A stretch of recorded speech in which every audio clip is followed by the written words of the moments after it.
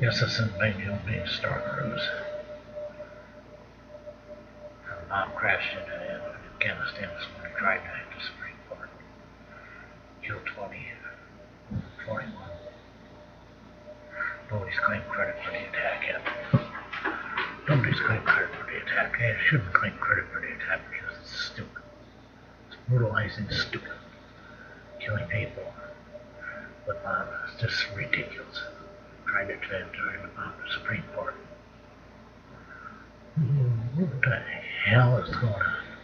Al-Qaeda and ISIS. These guys, they're from Sam.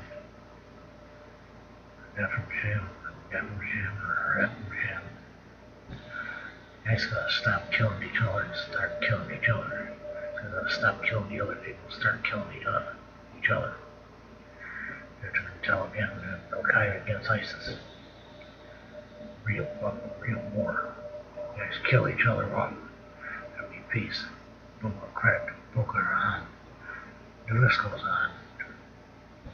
But there are dictators, terrorist dictators all over. Bashar al-Assad. This is a being Star News. You can watch.